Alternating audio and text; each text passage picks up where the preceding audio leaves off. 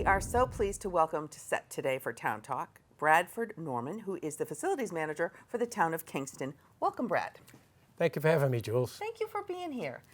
Facilities management is a big thing in a lot of towns. Can you, just for the viewing public, talk about what your job responsibilities are overall? Sure. The Director of Facilities or facilities managers in towns basically monitor and assess all the properties and all the buildings in town. They do assessments every year of the buildings.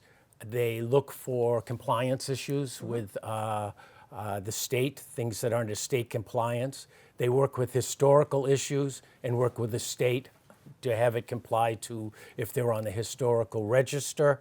And they also work on the buildings to make sure that they're in good shape. Okay.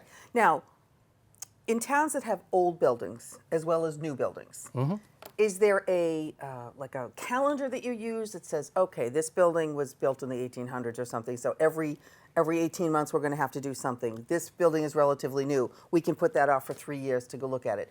Is there anything like that? Is there a revolving schedule of planned maintenance on these buildings? Every building is assessed every year. Oh, every year. Okay. Every year the building is assessed. It is assessed either by myself or an outside contractor. Okay. If it were a very, very large building and complex, we would need an outside contractor to come in and do the assessments. Most of the town buildings are done by me.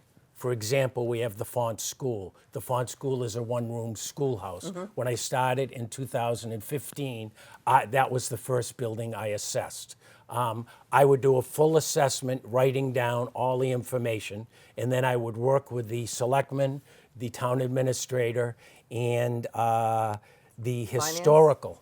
Historical. Finance is last. Okay. All right. I go to them last and say, please, can I have some money? some money? Not always do I need money Okay. to do the things that I have, but then I would determine in a building, let's say it were historical, whether it were what needs to be done that is a historical restoration, so I could do CPC money, or what is just regular repair and maintenance. Okay.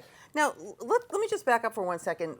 What brought you to this job as far as your history of work and in this environment or in this type of work? Sure. Actually, I was retired when I came to work here. I was working a part-time job. I had retired from Shriners Hospital. I was in environmental management, and I had come from Mass General Hospital, and I was in general services. And I was an environmental manager for both hospitals. And I did get some work for a while that I did at a YMCA and got some facility management background. Okay. But basically, even at the Y, I was in what's called general services. And under general services are dietary, security, materials management. So you have to know how all the different departments interact within the building, too. Need to know what's happening in the building. Right. That's part of the assessment. Okay. The Font School is a historical building. It's used by the Garden Club, the Boy Scouts, the Girl Scouts, and other types of meetings. So based on the furnishings, what we're going to have on the floors, how we're going to protect the historical integrity of the building is all part of that assessment. Sure. But we do assessments of buildings every year. We also utilize outside sources for that so that it doesn't cost us money. For example, we're a green community, and we have resources. Lisa Sullivan, who's the regional coordinator for green communities, and the other person is, I got to get her name, I don't have it here, Laura. Okay. Oh, Laura. Yep. Thank you, yes, thank you very much. I see him right there. Laura Lisa and Muncy works for Old Colony Planning, and she also works with us. This gives us the opportunity to utilize money from the state to do energy efficiency. Right, which you've done in a lot of the buildings. We've done in and a we'll, lot we'll of the touch on that in a buildings. minute. I want to go back to assessments for a second. Good. So when you say that each building is assessed, as a homeowner, we think of assessments as being what is the value of our particular home. When you're talking about the assessment of the building, it's not only the value, what else is it? Oh, it's the use of the building. Who's using it? Who's How often? using it? How often? Do they have any special needs? How many What's their people? population? Special needs, Yep. population. Yep. Are we using the building? Right. Right. The library just recently took over the Adams Center and the management of the Adams Center. Right. And it is, I can say, at least quadrupled. It is busy all the time at the Tons Adams of Center programs, now. yes. A lot of programs going on. Right. So now we have a building that's in use. Yep, and, constantly. and now my assessment is different. I have to look at that at a different building. As you assess it, you're assessing a building based on the occupants of that building. Right. And that's very important of who's using it. Obviously. If it's the animal shelter, Yep. it's a very different place absolutely. than the COA. Now, but for the value to the town. So if I wanted to move to Kingston, and I see that you have all these wonderful buildings, and they're all maintained beautifully, and they're all utilized to their very best and highest purpose, that must help the town. Of course, if you come into a town and everything's falling apart and people are looking to buy, I had, when my children grew up, I was a single father, and I had 2 children, and I was all alone with them.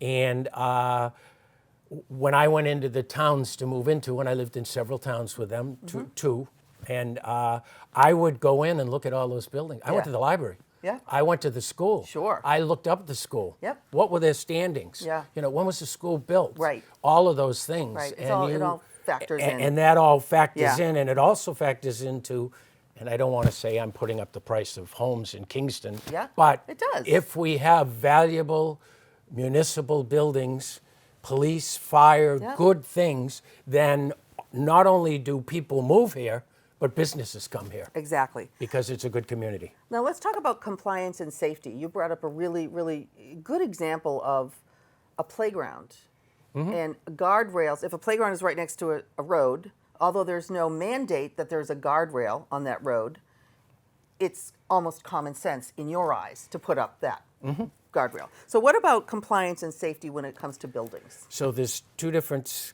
compliance and safety. There's those compliance and safety that come to my doorstep, and I have no choice. It's mandated. Okay, for fire example. extinguishers. Okay, yep. They are, Yep.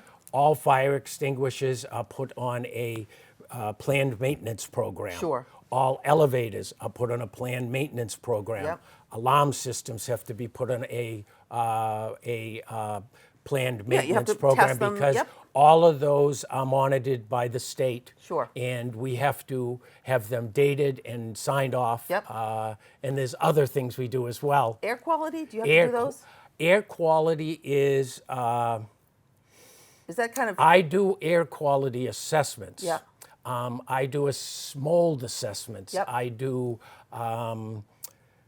paint assessments with lead paint. Sure. When we have mold that someone finds a small amount, and then we do a mold assessment.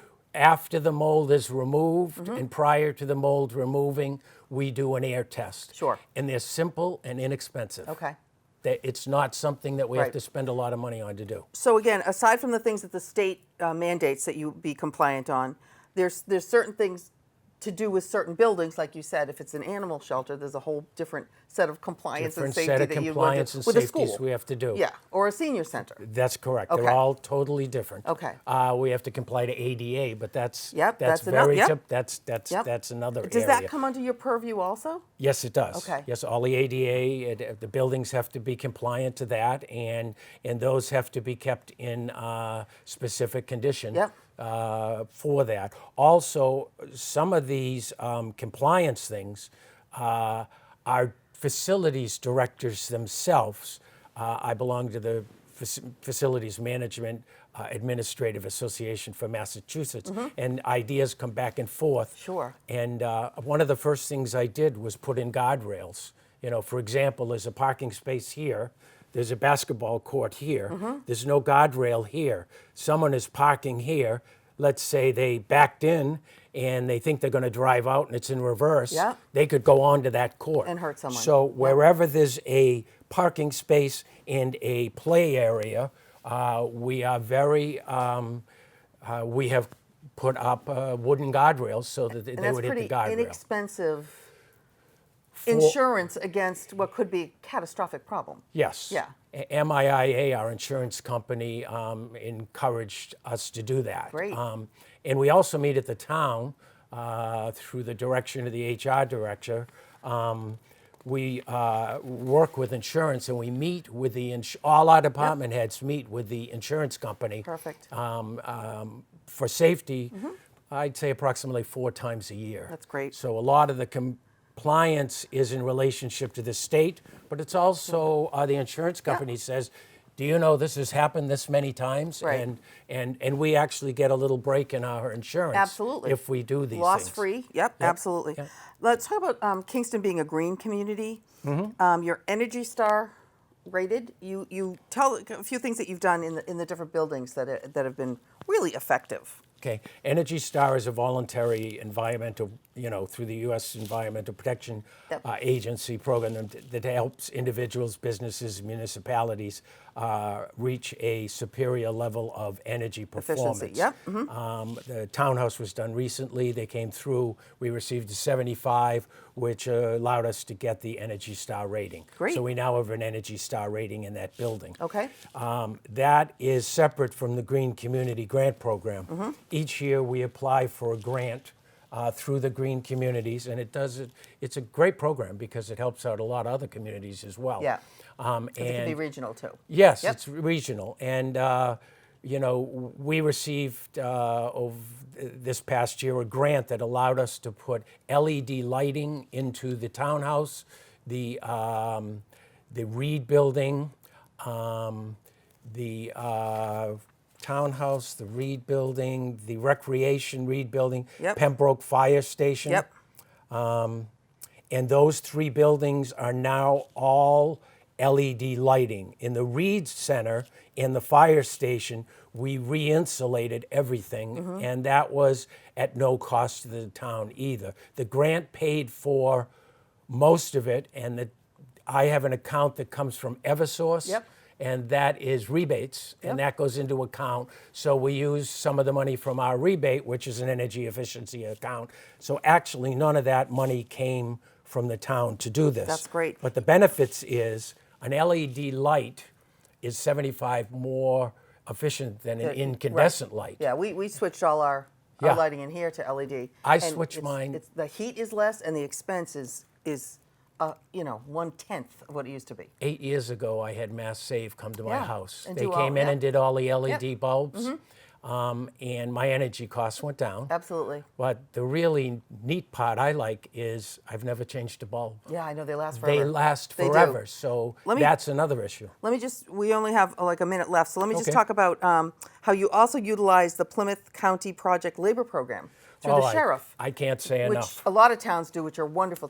Talk a little bit about what happened there. I can't say enough. The Sheriff's Department Project Labor has been a big part of getting projects done. That at no cost to us, other than buying them lunch. Right, which is really Yeah, cheap. Which is really cheap, yes. Right. I can't say enough about the Sheriff's Department and the Garden Club having to do with the Font School. The Sheriff's Department came in, they took my assessment. They power washed the entire building. They fixed all the broken clapboard, Yep. shutters, Yeah, everything. All kinds of general maintenance. Yeah, Yep. but followed my historical suggestion. guidelines, yeah. They did the entire building over, and they finished it about, I'd say, August or September, and we're almost completely finished with that great. historical restoration. great. And they'll be back next year in March at our Harbor Master Shack. They're going to do Great. the same thing to the Harbor Master Excellent. Shack. That's wonderful. And I can't say enough about, I'm going to say the name, Sheriff McDonald has Jim Moscato and Mike Cadet run the program. and Paul Cheney, Matt Finn, and Brad McKinnon supervise, and they utilize the people that they do from the sheriff, you know, that are. That's wonderful. Yeah, that work for them and they supervise them, and I couldn't be more pleased. It's a great program. As well as the Garden Club. Yep, Garden Club did a lot for They actually you. used Yep. historical plants at there. And while you're on that, real quick, I do want to say I use the Trial Court Community Service Program, Yeah. which is separate. The Boy Scouts and the Silver Lake Regional Technical School, Elliot Glass, the Carpentry Program, Tony Ruffin, Dave McKenzie, James Kenny, and then the Horticultural, Glenn Gussman and Ethan DeAngelo have done amazing things. I could go on and on to what they've done for us, from the beach to shelters at the beach they build. They do all of this it's a win-win for everybody, because Yes, it's it free is. to the town, basically. free to the town. It's great experience for all these people. It's Training for people. absolutely All training. Yeah, it's just wonderful. Well, our time is up. You have you've Great. given us so much information. Thank you so much. Thank you for having me. Okay, we've had Brad Norman, who is the facilities manager for the town of Kingston, here on Town Talk, and we'll see you next time.